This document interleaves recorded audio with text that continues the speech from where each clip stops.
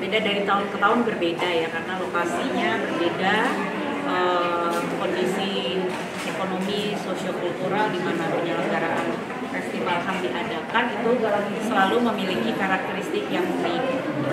Ada yang karakternya adalah masyarakat yang sektor ekonomi utamanya pertanian, ada yang industri, ada yang sektor utamanya pariwisata dan lain sebagainya. Dan juga corak budaya yang berbeda. Mungkin ada yang mayoritas masyarakatnya muslim, ada yang heterogen ya, beragam dari segi etnis maupun keagamaan, dan juga praktik-praktik sosial yang berbeda. Itu menunjukkan bahwa setiap pemerintah daerah dalam hal ini kabupaten kota perlu menerjemahkan prinsip-prinsip HAM yang sesuai dengan konteks lokal tanpa meninggalkan prinsip-prinsip hak asasi itu sendiri.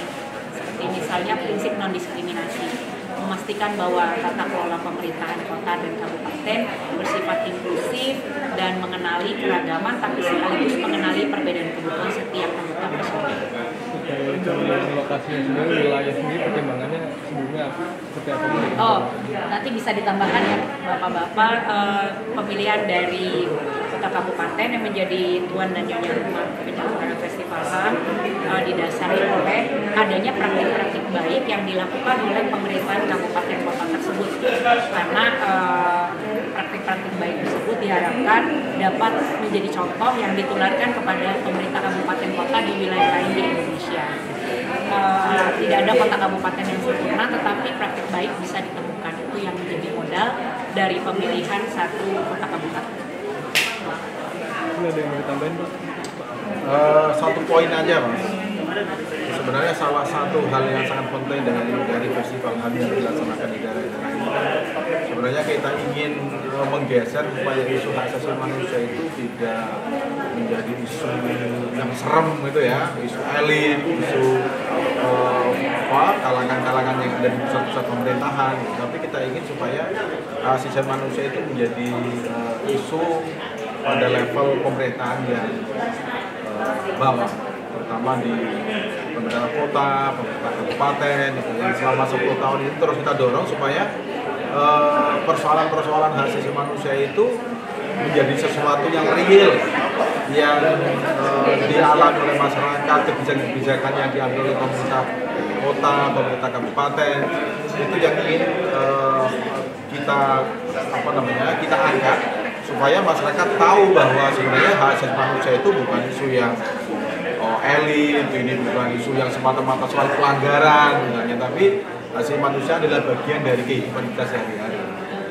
Itu menurut saya yang salah satu hal yang penting yang terus-menerus kita dorong. Dan ini festival HAM ini kan sebenarnya inisiatif masyarakat sipil ya, terutama dari Infit yang melaksanakan itu, dan ini sekaligus bahwa pemerintah ingin menunjukkan bahwa inisiatif-inisiatif dari masyarakat sipil itu kalau perlu kita dorong bersama-sama gitu. Bukan hanya pada isu hak asasi manusia, mungkin nanti akan ada inisiatif-inisiatif baru dari masyarakat sipil yang pemerintah, dari pemerintah pusat maupun pemerintah daerah itu perlu melihat, dan pada ruang-ruang mana kerjasama dengan masyarakat sipil itu bisa kita bangun di masyarakat. Itu sih terutama itu ya, dari Infit sebagai inisiator awal festival HAM ini tentulah sejak awal sudah mentargetkan tadi dengan beragam prosesnya ya, sehingga pada titik ini sampai pada kata-kata festival itu satu perayaan, berarti ada sesuatu yang ingin disampaikan dengan niatan yang penuh rasa syukur terhadap capaian-capaian baik di sektor pemenuhan dan kemajuan HAM di Indonesia. Tentu dengan tidak serta-merta mengabaikan atau melupakan adanya ruang-ruang yang masih peningkatan yang dibutuhkan.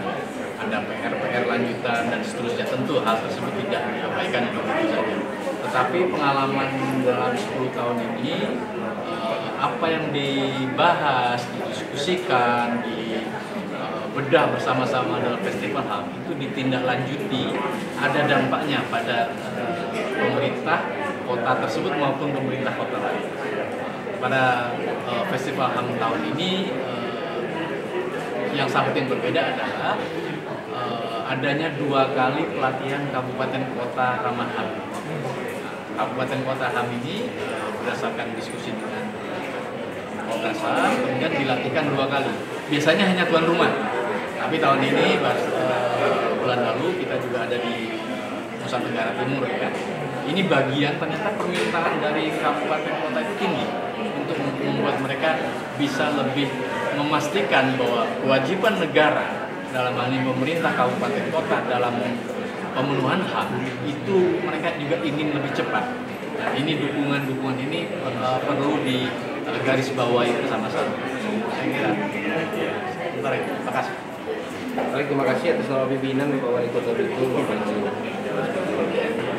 memberikan apresiasi kepada Komnas HAM Indonesia dan Bapak Presiden dan Rikit yang sudah memberikan kepercayaan kepada pemerintah Kota Belitung, tentunya melalui mekanisme yang cukup rumit ya. Ada beberapa indikator yang menjadi penilaian dan awalnya calon-calon pelaksana festival HAM ini bersyukur alhamdulillah dengan percaya pada itu menjadi tuan rumah di 2024. Tentunya ini menjadi pertanyaan yang harus dipertanggungjawabkan. Kami siap Kota Belitung untuk menyukseskan festival HAM 2024. Oke, cukup ya.